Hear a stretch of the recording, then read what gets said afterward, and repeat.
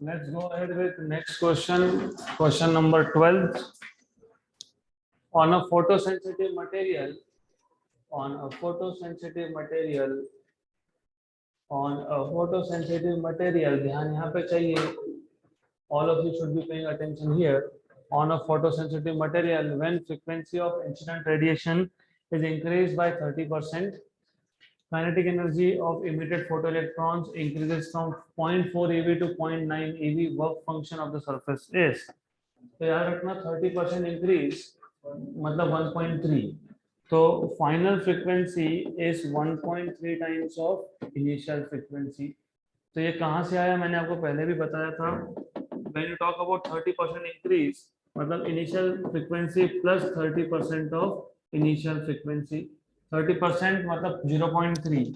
तो नू one plus 0.3 नू वन मतलब 1.3 टाइम्स ऑफ नू वन. ये पता होना चाहिए. Then kinetic energy K1 was 0.4 eV. Now new kinetic energy is 0.9 eV. तो आपके पास K1 और K2 की वैल्यू है. You have K1 and K2 value.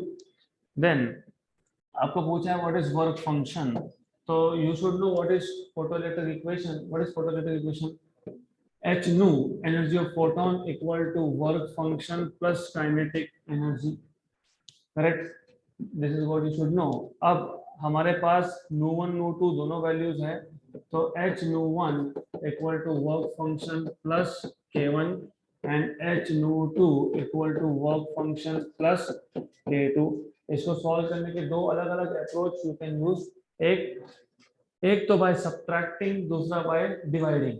तो सब्ट्रैक्ट करके देखोगे तो भी चलता है. यू कैन सब्ट्रैक्ट और इफ यू डिवाइड करोगे तो उसका एडवांटेज क्या है, एच एच कैंसिल होगा. h इज अ कांस्टेंट जिसकी वैल्यू 6.63 into 10 पावर माइनस 34 आता है. तो वो आपको करना नहीं पड़ेगा. तो इफ यू डिवाइड, आप इसको डिवाइड करते हो तो h nu one upon h nu two equal to work function 50 plus k1 upon work function 50 plus k2. Cancel and cancel. Nu one upon nu two यहाँ से आपके पास ऑलरेडी है. You have nu 2 equal to 1.3 times of nu 1 मतलब nu 1 by nu 2 equal to 1 upon 1.3 मतलब 10 by 13. तो 10 by 13 लिखो या 1 upon 1.3 लिखो, चलता है, कोई प्रॉब्लम नहीं है. तो you will have this as 1.3. 1 upon 1.3. nu 1 by nu 2 is 1 upon 1.3. It is 1 upon 1.3. तो 1 upon 1.3 equal to work function 50 plus k1 की वैल्यू कितनी थी 0.4, k2 की वैल्यू कितनी थी 0.9.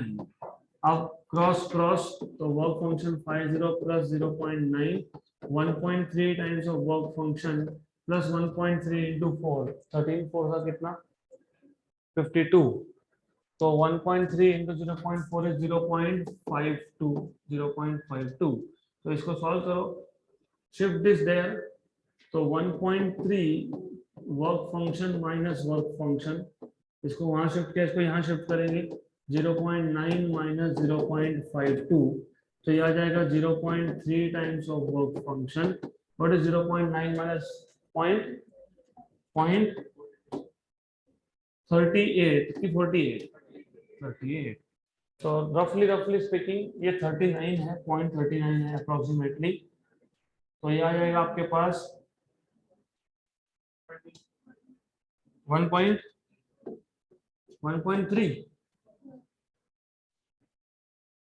0.38 अपॉन 0.3 कितना होता है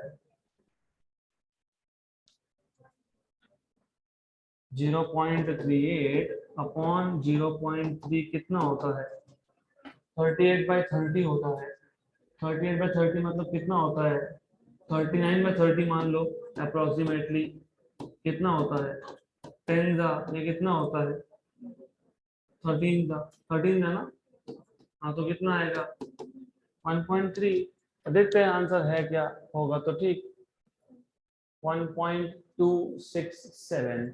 तो हमारे पास अप्रोक्सीमेटली 1.3 आया क्योंकि हम लोगों ने एग्जैक्ट सॉल्व किया नहीं था, हमने अप्रोक्सीमेट किया था.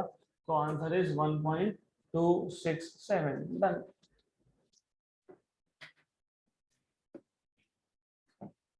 Next question,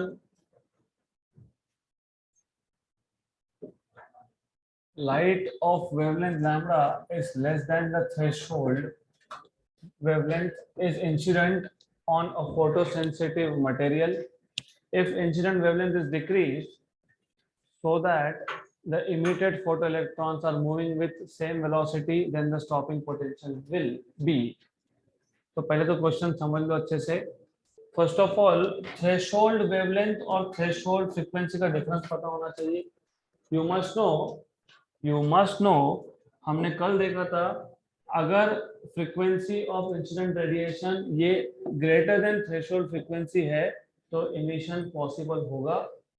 electrons will be emitted with some kinetic energy. If incident frequency is equal to threshold frequency, electrons are emitted with zero kinetic energy. If frequency is less than threshold frequency, then there is no emission. तो याद रखना, frequency is inversely proportional to wavelength. तो c by lambda is greater than c by lambda 0. c cancel. इससे आपको मिल जाएगा lambda 0 is less than lambda. मतलब if wavelength is less than threshold wavelength, then the emission is possible. Frequency case में उल्टा होता है. Frequency should be greater than threshold frequency for emission to occur. Wavelength के case में wavelength should be less than threshold wavelength for emission to occur. तो light of wavelength lambda which is less than threshold, मतलब ये condition satisfy हुआ? Yes. Condition satisfy हो तो emission होगा क्या? Yes. The light of wavelength lambda which is less than threshold wavelength is incident on a photosensitive material. मतलब emission हो रहा है. If incident wavelength is decreased, मैंने इसको further decrease कर दिया. Wavelength को decrease करना मतलब frequency को बढ़ाना. Frequency का बढ़ना मतलब kinetic energy भी बढ़ेगा. Kinetic energy बढ़ेगा तो stopping potential बढ़ना चाहिए. Then stopping potential will increase. Option number A. Done. I repeat, if frequency is greater than threshold frequency, मतलब wavelength is less than threshold wavelength, there is emission of photoelectrons with some kinetic energy. अगर आपने wavelength को further decrease किया, मतलब आप frequency को further increase कर रहे हो. Frequency increase करना मतलब velocity बढ़ेगा, kinetic energy बढ़ेगा. किसका? Photoelectrons का. तो ज्यादा stopping potential लगेगा. तो option number A. Next question. When light of wavelength lambda is incident on a photosensitive surface, then the stopping potential is V. When light of wavelength 3 lambda is incident on the same surface, the stopping potential is V by 6. Threshold wavelength of the surface is. हमने कल इस type का question solve किया था. कल ही ये question solve किया है तो स्टेप्स पता होने चाहिए. इफ यू रिमेम्बर, सबसे पहला काम है to write down photo electric equation in terms of stopping potential. तो EV0 मतलब kinetic energy is H nu मतलब HC by lambda minus work function. पहले स्टॉपिंग पोटेंशियल की वैल्यू कितनी थी? V. तो EV equal to HC by lambda 1. What is lambda 1? Is lambda minus work function. दूसरे case में stopping potential कितना है? EV by 6 और वेवलेंथ कितना है? 3 लैम्बडा माइनस वर्क फंक्शन. ये दो इक्वेशन मिल गए. फिर इन दोनों इक्वेशन को क्या करोगे? डिवाइड करोगे. क्या फाइंड करना है आपको? You are supposed to find out what threshold wavelength. Lambda 0 find करना है. तो डिवाइड भी कर सकते हो, सबट्रैक्ट भी कर सकते हो. तो लेट अस डिवाइड दिस. तो इक्वेशन नंबर 1 और 2 को डिवाइड कर दिया तो EV upon 6 equal to HC by lambda minus work function upon HC by 3 lambda minus work function. तो ये हो गया कैंसिल. 6 जाएगा ऊपर. तो 6 equal to HC by lambda minus work function upon HC upon 3 lambda minus work function. इसको cross multiply कर लो. If you cross multiply this you will have 6 into HC by 3 lambda minus 6 into work function equal to HC by lambda minus work function. This is one and two. So 2 HC by lambda minus HC by lambda. This is minus work function plus 6 times of work function मतलब 5 आ गया यहाँ पे. तो ये आ जाएगा hc by lambda equal to 5 times of work function. हमको चाहिए था थ्रेशोल्ड वेवलेंथ, तो हमको फॉर्मूला पता होना चाहिए। थ्रेशोल्ड वेवलेंथ कैसे निकालते हो, hc by lambda 0। Therefore equation number 2 को इक्वेशन नंबर 1 में सब्स्टिट्यूट कर दोगे तो आपको मिलेगा from equation number 1 and 2 what you will get is hc by lambda equal to 5 times of hc by lambda 0, cancel and cancel, तो threshold wavelength is 5 times of lambda, तो 5 lambda answer आना चाहिए, 5 lambda option number D. This type of questions are very common in all the three forms of exam. CET में भी आया है, 2 बार आया है, जेई नीट में भी आया है क्वेश्चन, ये मतलब इस टाइप का question. Next question, the de Broglie wavelength lambda of a particle is proportional to mass, option number B proportional to impulse, inversely proportional to impulse, does not depend upon impulse. सबसे पहला, de Broglie wavelength is h upon p, P is m into v, तो सबसे first thing is for sure it is proportional to mass नहीं आएगा, it is inversely proportional to mass आएगा, right. तो अब impulse पे डिपेंड करता है या नहीं, नहीं करता है तो ऑप्शन नंबर डी, करता है तो कैसे करता है। What is impulse, force into time, तो force acting for a very small amount of time is impulse. तो अभी इम्पल्स लाना है तो फोर्स लाना पड़ेगा। What is force, mass into acceleration, what is acceleration, velocity upon time।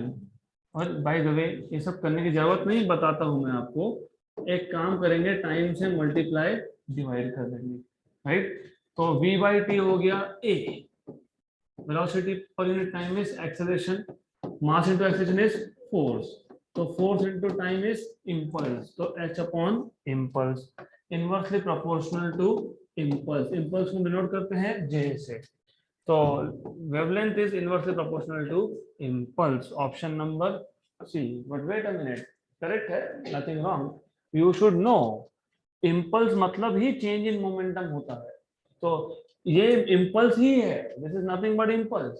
तो direct यहीं पे क्वेश्चन सॉल्व हो गया था, lambda is h upon p, but impulse by definition is delta p, change in momentum, तो दिख रहा है ना इनवर्सली प्रोपोर्शनल है। हाँ, तो straight away option number C. Next question.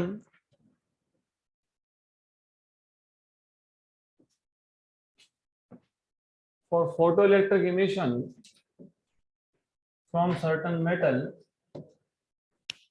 the cutoff frequency is nu, जिसको हम थ्रेशोल्ड फ्रीक्वेंसी nu 0 से डिनोट करते हैं, इसी को इन्होंने बोला है nu, तो threshold frequency is nu। If radiation of frequency two nu, मतलब इंसिडेंट फ्रीक्वेंसी जो है वो कितना है, टू nu, impinges मतलब incident on metal plate, the maximum possible velocity of electron emitted will be, simple question है। Photon का energy मतलब h nu, सिर्फ यहाँ पे हम क्या बोलेंगे, nu इंसिडेंट, क्यों, क्योंकि यहाँ पे nu is already reserve for something else, nu symbol कहीं और यूज कर लिया तो हम क्या करेंगे, h nu incident, this is energy of photon. ये क्या करता है, ये work function plus kinetic energy, तो काइनेटिक एनर्जी का इक्वेशन तो आपको पता ही है, kinetic energy is h nu incident minus work function. फिर आपको ये भी पता है, you already know this equation, what is work function, h nu 0, where nu 0 is threshold frequency, h common nu incident minus nu 0, यहाँ तो पता ही था। हमको पूछा था वेलोसिटी, काइनेटिक एनर्जी कितना, हाफ m v स्क्वायर, तो फिर यहाँ से आपको मिल जाएगा v स्क्वायर, तो v स्क्वायर फाइंड कर लो, what is v square, v square is 2, यहाँ पे शिफ्ट कर दिया 2h by m, nu incident minus threshold frequency, what is incident frequency कितना बोला है, 2 nu, what is threshold, nu, तो v कितना आएगा 2h by m, nu incident मतलब 2 नो और थ्रेशोल्ड मतलब नो, तो 2 नो माइनस नो कितना आया, जस्ट न्यू, और ये v मतलब अंडर रूट ऑफ, क्योंकि वेलोसिटी का स्क्वायर था तो हमने स्क्वायर रूट ले लिया. You will finally get this as under root of 2h nu by m, under root of 2h nu by m, option number C. Next question. तो ऐसे questions they are very simple. You just have to write down what is incident frequency, और इसका shortcut है, yes, इसका shortcut है, अगर आपको याद होगा, if you remember kinetic energy का फॉर्मूला डायरेक्टली अगर याद हो, it is h nu incident minus threshold frequency. अगर ये याद है, kinetic energy of emitted photoelectrons is h into incident frequency minus threshold frequency, तो ये आ जाएगा straight away half mv square h. ये दिया था आपको 2 nu, ये दिया है nu, मतलब ये आ गया h nu स्ट्रेट अवे. तो half mv square is h nu, तो v square is 2h nu by m, तो यहाँ से v मिल गया under root of 2h nu by m. But provided you remember this formula, ये पता होगा तो शॉर्टकट भी यूज कर सकते हो. Next question. The ratio of momenta of an electron and alpha particle which are accelerated from rest by a potential difference of 100 volt. तो हमें पूछा है what is ratio of momenta of electron and alpha particle which are accelerated through same potential difference. तो same potential difference है और आपको ratio of momentum पूछा है. First of all, you should know energy of any charged particle, of a moving charged particle is half mv square kinetic energy multiply divide by m. क्यों कर रहा हूँ थोड़ी देर में समझ में आ जाएगा. मल्टीप्लाई डिवाइड बाय m कर दिया. What is m square v square, momentum square, मतलब ये आ जाएगा p स्क्वायर बाय 2m. हमें पूछा था what is ratio of momenta, तो मोमेंटम का इक्वेशन चाहिए. इसके लिए सबसे पहला काम ये किया कि मोमेंटम लाया यहाँ पे, तो momentum square is 2m into e, तो momentum is equal to under root of 2m into e, right. अब आपको पता होना चाहिए जब भी आप एक चार्ज पार्टिकल को एक पोटेंशियल डिफरेंस से एक्सीलरेट करवाते हो तो एनर्जी होता है q into v. You must remember electrostatics also, work done appears as kinetic energy और वर्क डन होता है चार्ज इनटू पोटेंशियल डिफरेंस. तो work done is charge into potential difference. Work done appears as energy, तो energy is charge into potential difference. तो momentum का formula बन गया आपके पास under root of 2mqv. 2 constant है, v भी कांस्टेंट है, क्योंकि उन्होंने बोला है दोनों पार्टिकल्स को हमने कितने पोटेंशियल डिफरेंस में एक्सीलरेट किया है, 100 वोल्ट. तो v कांस्टेंट है, मतलब p is proportional to root of m into q. किसका किसका रेशियो पूछा है, momentum of electron and alpha particle. तो momentum of electron upon momentum of alpha particle equal to under root of mass of electron, charge on electron, mass of alpha particle, charge on alpha particle, right. mass of electron तो me है, charge on electron is e. mass of alpha particle is 4 times of mass of proton, क्योंकि 2 proton और 2 neutron, लेकिन proton और neutron का मास होता है same, तो 2 mass of proton plus 2 mass of neutron will become 4 mass of proton, right. Charge is 2v, cancel and cancel, right. Then ये आ गया आपके पास me upon 8 times of mp. 8 का रूट मतलब 2 रूट 2, तो 2 रूट 2 कहीं तो होगा, या तो 8 होगा, है नहीं. Then mass of alpha particle correct है ना. मोमेंटम का आपको रेशियो पूछा है, किसका मोमेंटम का रेशियो पूछा है आपको, इलेक्ट्रॉन और अच्छा okay, they are not substituting for this, ठीक है, दैट इज ओके. तो ये हो गया सॉल्व. फिर it will be under root of me upon 2 times of mass of alpha particle, होगा कहीं तो option number B.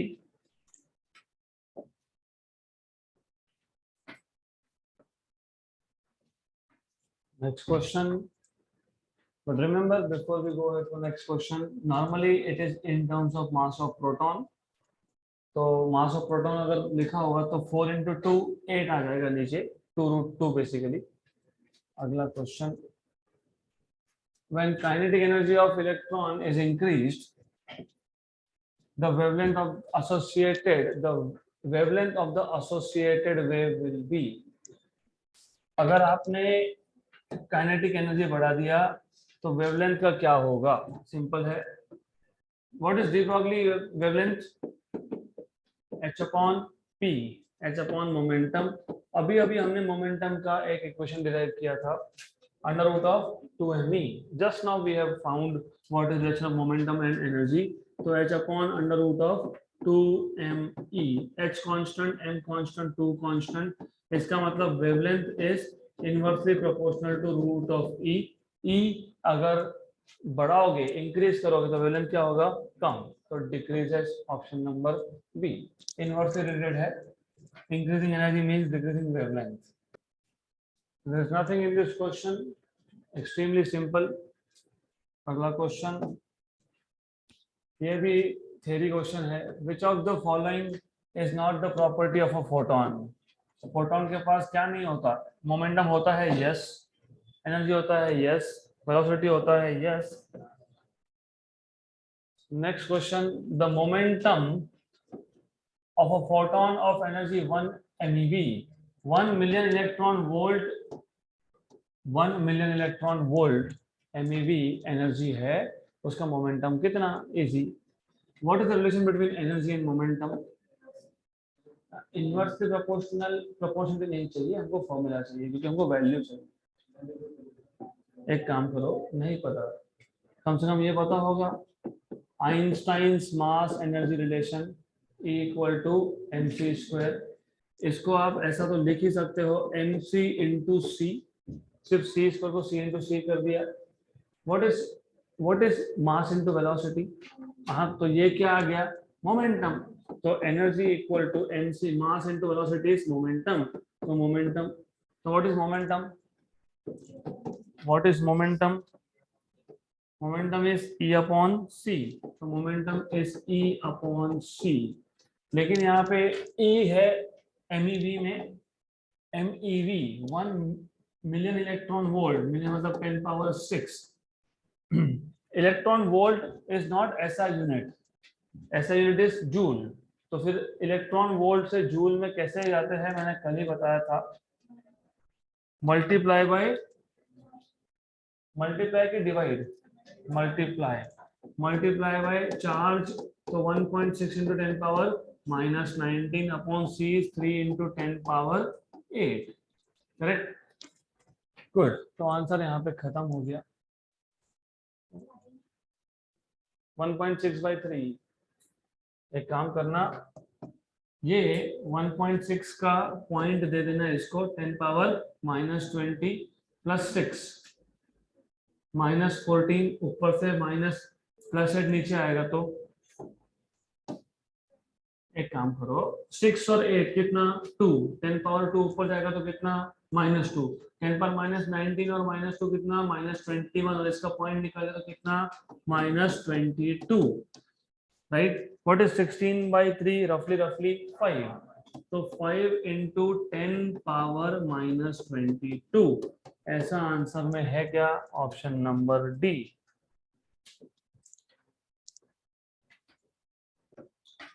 Next question, again a joke, अभी आप ही बता दो। When you increase intensity of light, photo current increase होता है कि डिक्रीज होता है? Increase. Photo current increases because increasing intensity means increasing number of photons. Number of photons increase करना मतलब नंबर ऑफ फोटो इलेक्ट्रॉन्स बढ़ेंगे, फोटो इलेक्ट्रॉन्स बढ़ेंगे तो फोटो इलेक्ट्रिक करंट भी बढ़ेगा। Next question, this is something new, not difficult but new. If Nr and Nv are the number of photons emitted by a red bulb and a violet bulb of equal power in a given time, given time मतलब time भी constant है, then which of the following relation is correct?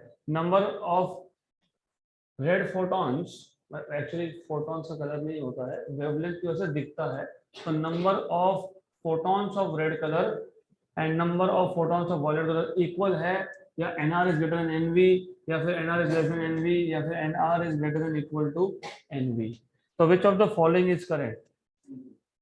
How to solve this question? सबसे पहले आपको बोला क्या है, equal power, power constant है, तो what is by definition power? Energy emitted per unit time. Energy of each photon is E, number of photons is n upon time. तो ये आ गया energy per unit time is power. Then if you remember, energy of each photon is hc by lambda.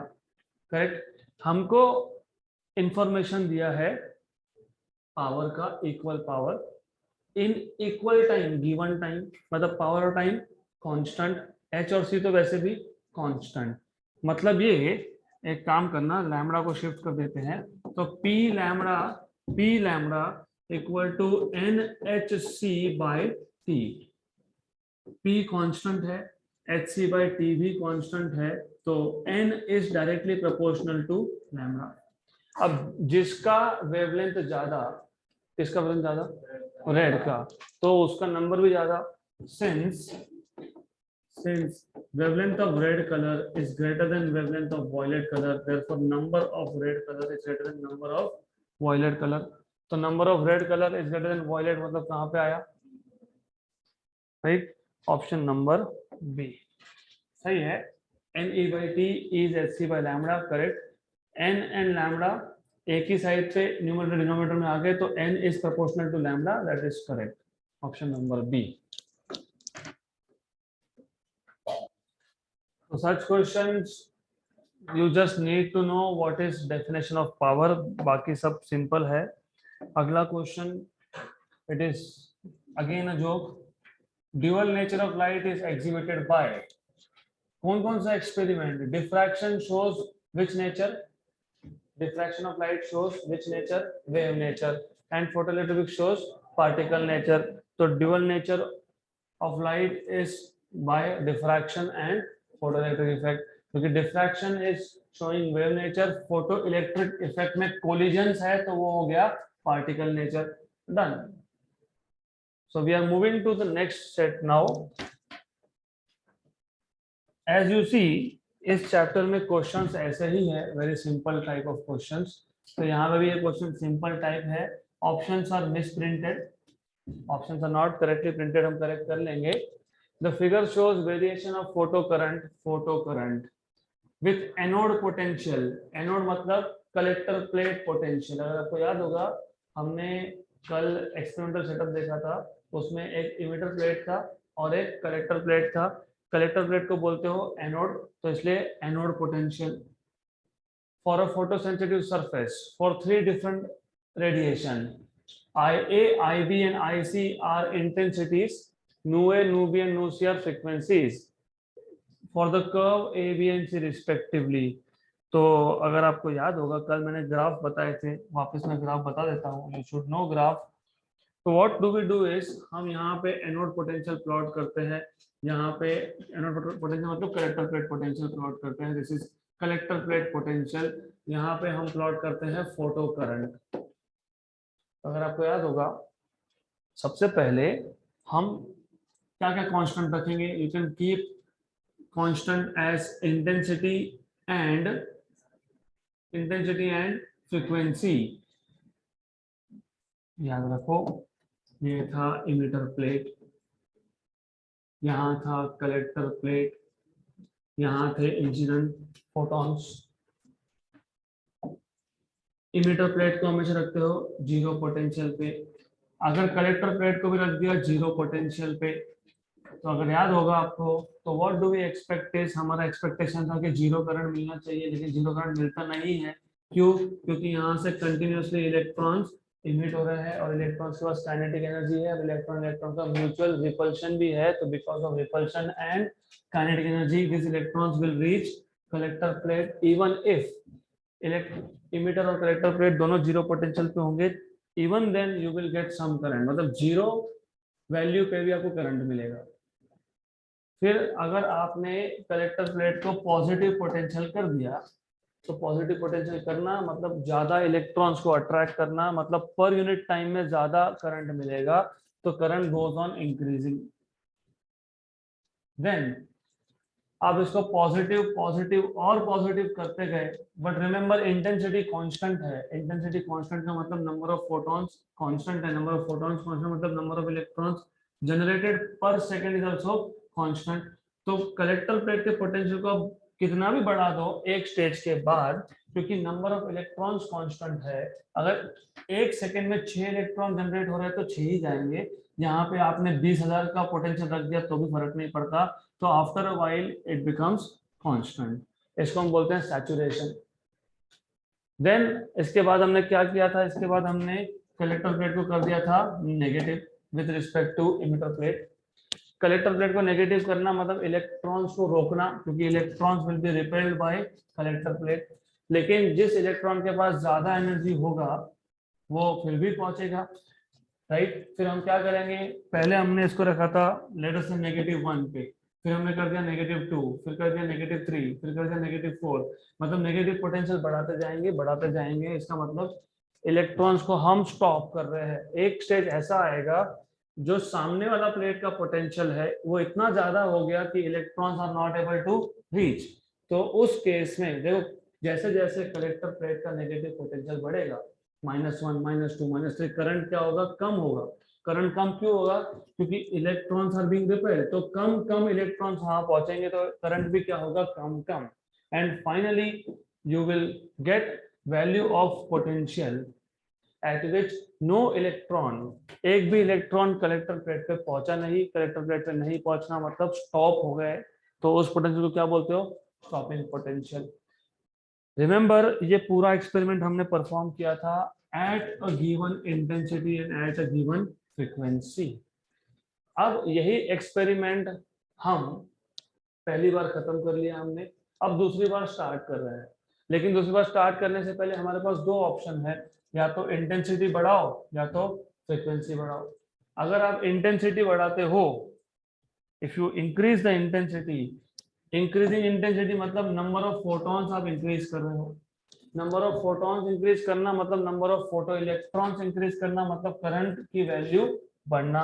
मतलब current की value बढ़ने का मतलब ये है कि नेचर तो सेम आएगा, नेचर सेम आएगा, सिर्फ there will be slight shift, right, slight shift. तो नेचर सेम आएगा। रिमेंबर इंटेंसिटी बढ़ेगा, स्टॉपिंग पोटेंशियल पे कोई फर्क नहीं पड़ेगा, क्योंकि स्टॉपिंग पोटेंशियल इंटेंसिटी डिसाइड नहीं करता। इंटेंसिटी बढ़ने का मतलब क्या था, नंबर ऑफ फोटॉन्स बढ़ाना। फोटॉन्स का नंबर बढ़ने का मतलब ये नहीं होता कि हर एक फोटॉन का एनर्जी बढ़ा, एनर्जी तो अभी भी सेम है। Each photon has same energy, मतलब each emitted photo electron will also have same energy, और फोटो इलेक्ट्रॉन्स की एनर्जी पे डिपेंड करता है स्टॉपिंग पोटेंशियल। तो स्टॉपिंग पोटेंशियल तो चेंज होगा नहीं, राइट। तो सिर्फ क्या होगा, shift, correct. What do you understand by this? These are two graphs at different intensity but same frequency. These are two graphs at different intensity but same frequency. Look, A और B, C को छोड़ दो फिलहाल, A and B. You understand that nu A is equal to nu B. तो nu A equal to nu B तो आएगा ही। And as I told you, option में misprint है, हर जगह पे सेम ना, nu A equal to nu B, ठीक है। तो हमारा काम आसान हो गया, right, we are good here. अब सिर्फ चेक करना है what is the relation between intensity. Now अब हम क्या करेंगे, अब हमने पहले इंटेंसिटी चेंज किया था और एक्सपेरिमेंट रिपीट किया। अब हम क्या करने वाले हैं, अब हम ऐसा करने वाले हैं, अब हम फ्रीक्वेंसी चेंज करेंगे और इंटेंसिटी सेम रखेंगे। अगर इंटेंसिटी सेम रखा मतलब नंबर ऑफ फोटॉन्स सेम है, नंबर ऑफ फोटॉन्स नहीं बढ़े, राइट, एनर्जी बढ़ गया। हर एक फोटॉन का एनर्जी बढ़ना मतलब फोटो इलेक्ट्रॉन का एनर्जी बढ़ना मतलब स्टॉपिंग पोटेंशियल चेंज होना। इंटेंसिटी सेम है, तो you will get two overlapping patterns. What will you get is two overlapping patterns on this side, यहां तक ये ओवरलैपिंग रहेंगे। then you will get different stopping potential. So different stopping potential मतलब intensity is different, right, intensity different है ना। Intensity same है। तो किसका किसका इंटेंसिटी सेम है? बी और सी का। तो I B equal to I C. B और सी का सेम है, किसका किसका सेम नहीं है? ए और बी का सेम नहीं है, राइट? क्लियर? तो कहां पे ऐसा ऑप्शन है? Nu A equal to nu B, I A is not equal to I B, correct? तो ऑप्शन नंबर ए या फिर सी। तो as I told you, options are misprinted. तो दो दो ऑप्शन सही दिए हैं, सिर्फ इतना याद रखना। अब प्रॉब्लम क्या है? आई ए और आई सी भी तो सेम नहीं है। सेम है क्या आई और आई सी? नहीं। तो questions here are, question is correct, options are मिसप्रिंटेड।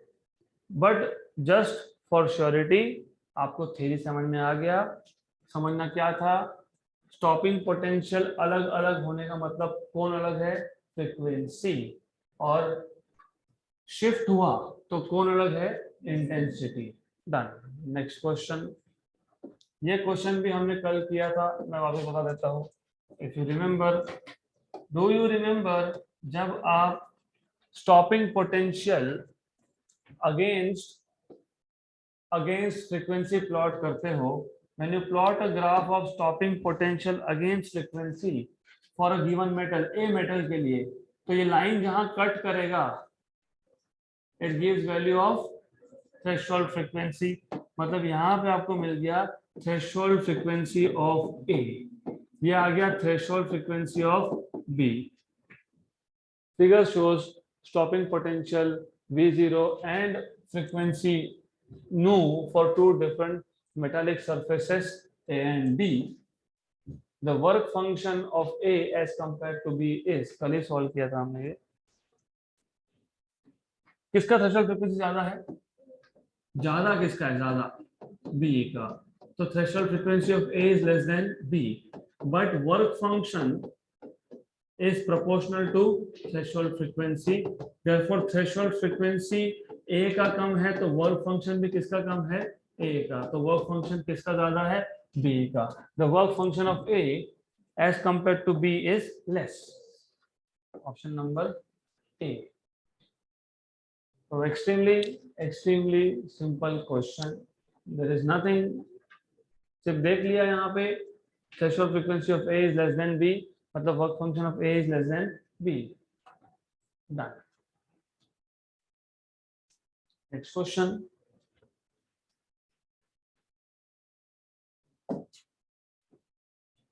When the photons of energy h nu falls on a photosensitive metallic surface of work function h nu 0, electrons are emitted from the surface.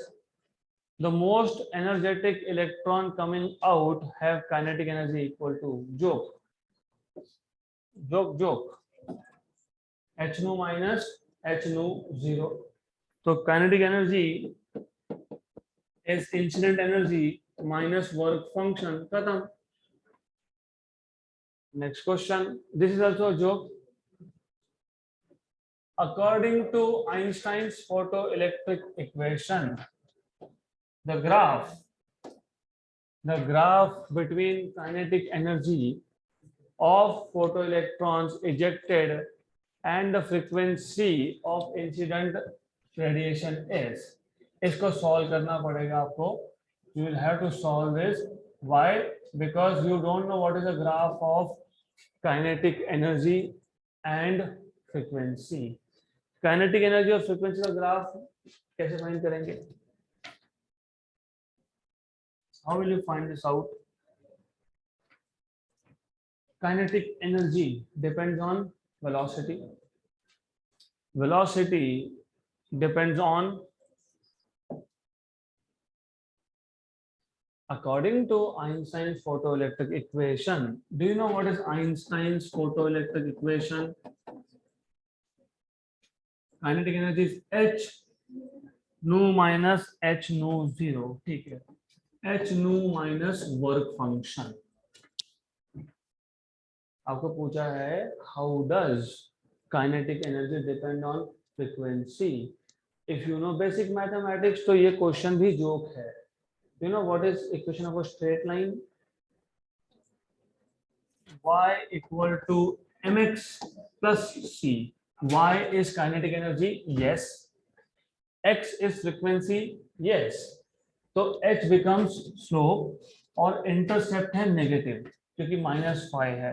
अब अगर आपको graph अच्छे से पता होंगे, I expect you know when you write down y equal to mx plus c, it is this line क्योंकि it cuts y axis at positive. ये आ गया आपका y equal to mx plus c. You know what is y equal to mx? Straight line passing through origin. This is y equal to mx. You know what is y equal to mx minus c? A line which cuts y-axis at negative side. अब अगर मैंने इसी line को ऐसा दिखा दिया तो वही है ना? कौन सा है? If you know maths, you know this. खत्म. So tell me y equal to mx plus c. कौन सा ग्राफ? B. मतलब अगर यहाँ पे प्लस आता, जो नहीं आ सकता, तो क्या होगा? Option number B. अगर kinetic energy equal to energy of photon होता, वो कब होता है? Work function 0. ऐसा भी होता है, हमारे पास ऐसे मेटल सरफेस होते हैं जिसमें वर्क फंक्शन 0 हो गया, थियोरेटिकली 0 हो गया. वर्क फंक्शन 0 होना मतलब फाई की वैल्यू 0. तो क्या आ गया? Kinetic energy equal to h मतलब y इक्वल टू mx. तो अगर ऐसा बोला होगा, according to Einstein's photoelectric equation, the graph between kinetic energy of photoelectrons ejected and frequency of incident radiation for a surface for which work function is negligible. तो कौन सा? Right. तो उस केस में y इक्वल टू mx आएगा because kinetic energy equal to h nu. Next question. For a certain metal, incident frequency nu is 5 times of threshold frequency nu 0. So incident frequency nu is 5 times of nu 0, and maximum velocity of coming out photoelectrons is v की value है 8 into 10 power 6 meter per second. If nu equal to nu 0, then maximum velocity of photoelectron will be, मतलब दो cases है. पहले case में incident frequency is 5 nu 0, velocity is 8 into 10 power 6. दूसरे case में incident frequency is 2 times of nu 0, and here you are asked what is v2, what is velocity v2. तो कैसे find करोगे? You have to make a equation. किसका equation? Frequency का equation. Frequency का relation बनाना पड़ेगा with velocity. तो kinetic energy half mv square equal to h nu minus nu 0 हो गया. यहाँ से क्वेश्चन खत्म, क्योंकि m constant, 2 constant, h constant, मतलब v square is proportional to nu minus nu 0, मतलब v is proportional to under root of nu minus nu 0, मतलब v2 by v1, because v1 दिया है. तो v2 by v1 equal to under root of nu 2 minus nu 0 upon nu 1 minus nu 0. तो v2 by v1, what is second frequency? 2 nu 0, 2 nu 0 minus nu 0. What is first frequency? 5 nu 0 minus threshold is nu 0. तो v2 equal to, this is nu 0 upon 4 times of nu 0 का root, और v1 को कर दिया shift, cancel and cancel. तो v1 by 2. what was v1? 8 into 10 power 6. तो 8 into 10 power 6 का half कितना? 4 into 10 power 6 मीटर पर second. Option number A.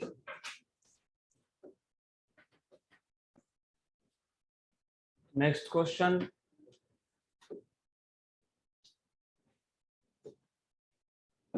Light of frequency आपको फ्रीक्वेंसी बता दिया कितना 7.21 into 10 power 14 hertz is incident on a metal surface.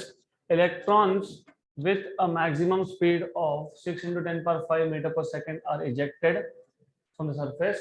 The threshold frequency for, not fro, for photo emission of electrons is. Again simple question. Threshold frequency पूछा है, आपको velocity दिया है, आपको पता है Einstein photoelectric equation, kinetic energy is h nu of course, h nu मतलब hc by lambda, right. पर हमको h nu रखना है, क्यों? क्योंकि आपको फ्रीक्वेंसी ही बताया है, if I am not wrong, frequency बता दिया, incident frequency minus h nu 0, right. हमको फाइंड क्या करना है, nu 0. तो एक काम करेंगे, what you can do here is h common निकाल लो, you can take out h common. तो फिर यहाँ पे आ जाएगा half M we square equal to H nu minus nu 0. h को यहाँ पे कर देंगे डिवाइड, तो h will go in the denominator of left hand side. तो यहाँ पे ये h को डिवाइड कर देंगे, तो 1/2 m we square by h equal to nu minus nu 0. हमको पूछा क्या था, threshold frequency. Shift and shift, इसको यहाँ पे लाओ नू 0 को, और half M we square by h को वहां शिफ्ट करो, तो आपको मिल जाएगा यहाँ से nu 0 equal to nu minus 1/2 m we square by h. Substitute values, तो यहाँ पे basically it will take your time only in calculation part, क्योंकि फॉर्मूला तो स्ट्रेट अवे बन गया, सिर्फ कैलकुलेशन में टाइम जाएगा. नू की वैल्यू थी 7.21 into 10 power 14.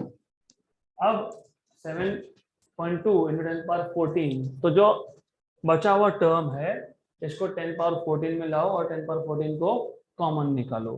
तो half m, what is mass of electron, 9 into 10 power minus 31. What is velocity of electron given to you, 6 into 10 power 5. 6 into 10 power 5 का स्क्वायर कितना, 36 into 10 power 10. 36 into 10 power 10 upon h, 6.63 into 10 power minus 34. 1 and 18, right. अब रफली speaking approximately कर ही सकते हैं हम लोग. Approximately ये 3 ये एक्चुअली 2.21 है, तो 2.21 है 18/2, राइट. 18/2 इज 9. इधर 9 से बड़ा नंबर आएगा, हाँ बड़ा ना छोटा, तो it will B 8 point something. मतलब मैं अप्रोक्सीमेटली बता रहा हूँ, 1 and 9 8 point something. What is 9 into 3, 27, right. तो 27 से छोटा आएगा, 25 के आसपास. तो 7.2 into 10 power 14. For the time being 27 लिख देते हैं, बाद में देखेंगे. 10 power minus 31 और नीचे minus 34, ऊपर minus 31 नीचे minus 34, तो कितना बचा, 10 power minus 3 कहाँ बचा, डिनोमिनेटर में. डिनोमिनेटर में वो ऊपर जाएगा तो क्या होगा, प्लस. ऊपर ऑलरेडी कितना था, नीचे से कितना आया 3, तो 10 power 13, लेकिन 10 power 14 चाहिए. हाँ, तो यहाँ पे डाल दो पॉइंट, इसको कर दो 14, करेक्ट. तो 27 into 10 power 13 मतलब 2.7 into 10 power 14. यहाँ तक क्लियर. 7.2 में से 2.7 माइनस करोगे, forget about exact number, 4 point something, yes. तो 4 point something into 10 power 14, done. In such questions सिर्फ आपका कैलकुलेशन का टाइम जाना चाहिए, इसलिए ऐसे क्वेश्चन वो लोग देते हैं एग्जाम में. And this was from NEET exam, तो they really want to waste your time. और टाइम वेस्ट नहीं करना, because you have to do this tricks of calculations. तो once you do this, time बचेगा, फटाफट क्वेश्चन सॉल्व होंगे. Next question, okay, two identical मतलब same material के, मतलब वर्क फंक्शन होता है same. Two identical photo cathodes receive light of frequency nu1 and nu2. If the velocities of the photoelectrons coming out are respectively v1 and v2, then what is the relation between v1 v2 and nu1 nu2? तो definitely there is a misprint here, क्योंकि v कहीं पे भी हमने लिखा नहीं, तो ये क्या होना चाहिए v1, और यहाँ पे ये स्क्वायर करना है, राइट? तो you will have to solve this question, simple question है। कैसे सॉल्व करते हो? सॉल्व करने के लिए सबसे पहले आपको ये देखना पड़ेगा v1 square v2 square, v1 square v2 square. तो सबसे पहले what is Einstein's photoelectric equation? Half mv square equal to h nu minus work function h nu, right? Yes. तो यहां से आपको मिल जाएगा v square equal to 2h nu by m minus work function, of course 2 by m इसके साथ भी आएगा।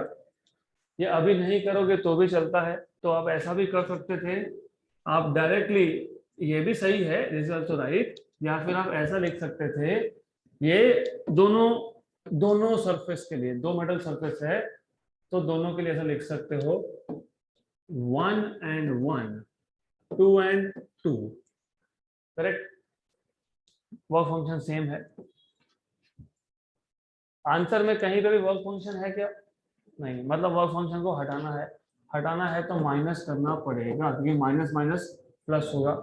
तो half m v1 square minus half m v2 square, तो हाफ m निकाल लिया common, h common nu1 minus nu2, work function हो गया कैंसल। तो v1 square minus v2 square 2h upon m nu1 minus nu2 हो गया, question खत्म। कहां पे है? v1 square minus v2 square 2h by m nu1 minus nu2, option number ए, खत्म। इतना ही क्वेश्चन था। हाँ, तो ए एंड सी।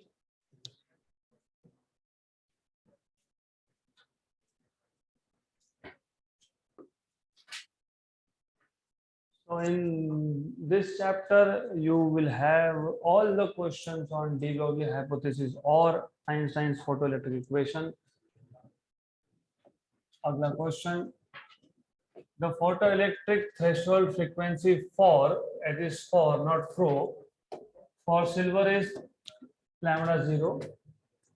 तो threshold frequency आपको दिया है silver के लिए, which is lambda 0. The energy of electron ejected from the surface of silver by incident wavelength lambda will be.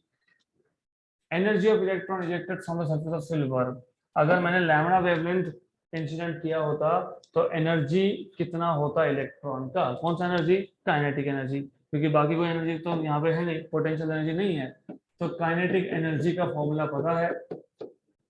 हाँ, सिंपल 2 स्टेप क्वेश्चन है। What is this? C by lambda. What is this? C by lambda 0. C common. 1 by lambda minus 1 by lambda 0. So HC lambda 0 minus lambda upon lambda into lambda 0 हो गया question. HC lambda 0 minus lambda, option number D. H into C, not H by C. It is H into C. So option number D. Done. Next question.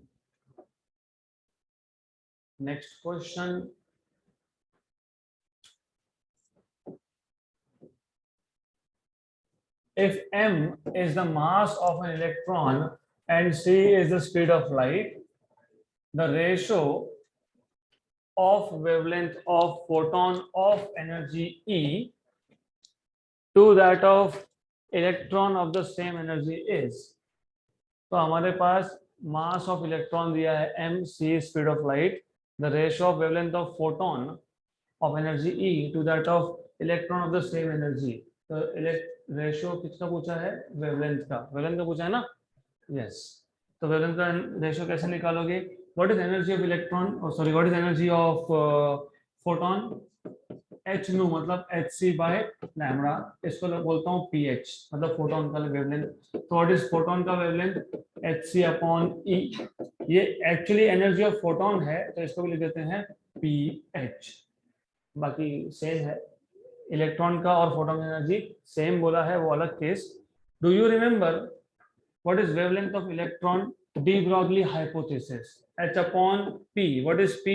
Under root of 2me. e को हम लिखते हैं qv, but ये मैंने derive करके दिया ना, आज ही करके दिया।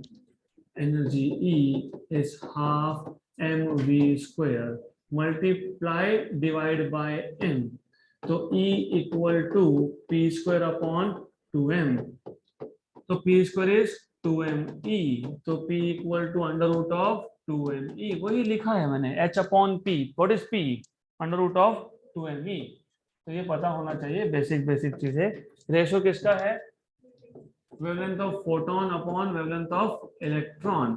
What is wavelength of photon? hc by e photon upon h by under root of 2me electron. h cancel, तो c अपॉन e फोटोन, लेकिन e फोटोन और e इलेक्ट्रॉन सेम है, तो दोनों को लिखूंगा मैं e फोटोन। ठीक है, अगले स्टेप में कर देता हूँ, कोई प्रॉब्लम नहीं है। ये जो डिनोमिनेटर है, डिनोमिनेटर का डिनोमिनेटर कहाँ जाएगा? न्यूमरेटर, मतलब 2m energy of electron, so this is equal to, यह आएगा c, इसको स्क्वायर रूट के अंदर ले जाओगे तो क्या होगा? e square. लेकिन अभी अभी मैंने बोला, क्या बताया? दोनों का एनर्जी क्या है? सेम है, तो एक e कैंसल, तो रेशो क्या आ गया? c upon c into under root of 2m upon e, c into under root of 2m upon e। Option number A.